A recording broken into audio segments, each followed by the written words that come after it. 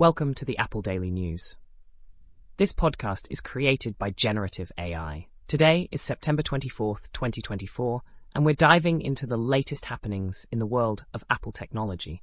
From updates on obsolete Mac models to intriguing developments in photography and AI, we've got a lot to cover. Remember, links to all stories can be found in the episode notes. Let's start with some news about Apple's product lifecycle. Apple has recently updated its list of obsolete and vintage products. 9 Mac models, including the MacBook Air from early 2015 and several MacBook Pro models from 2016, are now considered obsolete.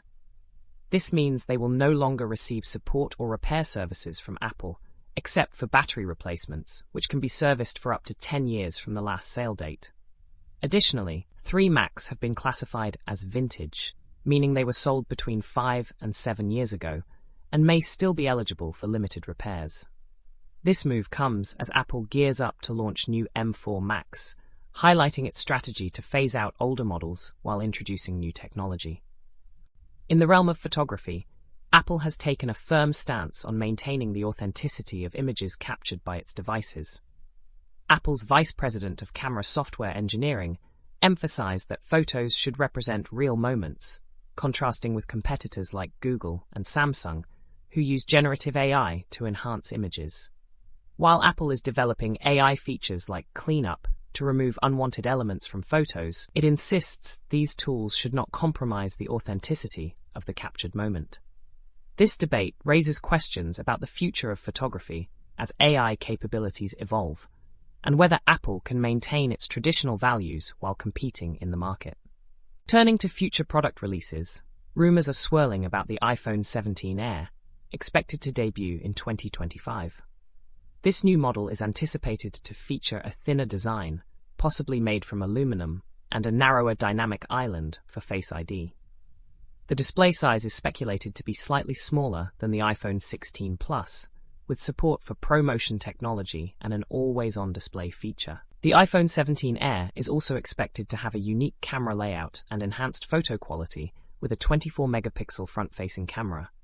Internally, it may include 8 GB of RAM and be powered by Apple's A19 chip, potentially utilizing a new 5G modem.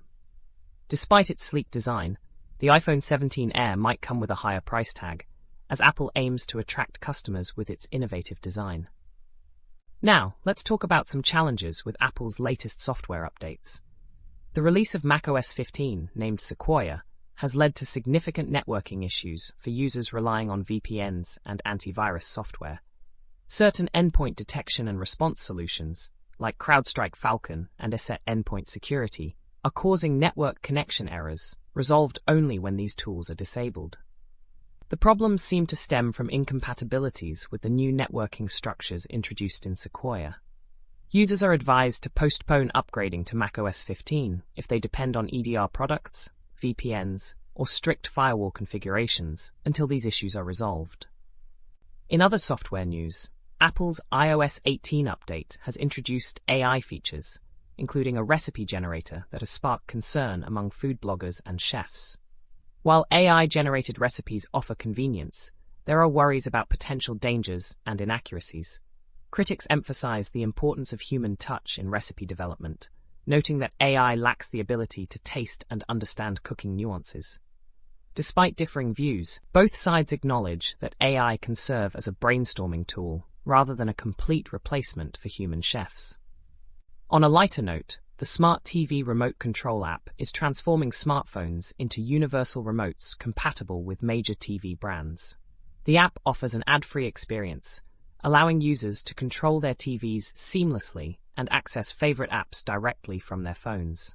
The latest update enhances compatibility with more TV brands and introduces new media casting features, aiming to enhance the home entertainment experience. Lastly, let's discuss some security tips for Mac and Mac users. As more people transition from Windows to macOS, it's important to stay vigilant against malware and scams. Key recommendations include avoiding unnecessary software installations, steering clear of pirated software, and being cautious with email attachments. Users are advised to keep their macOS updated and rely on built-in security features rather than third-party antivirus software, which may not be effective. Overall, common sense and caution are crucial in maintaining digital security. That's all for today's episode of the Apple Daily News. We hope you found these updates insightful and informative. Don't forget to check the episode notes for links to all the stories we've covered. Join us again tomorrow for more Apple news and updates.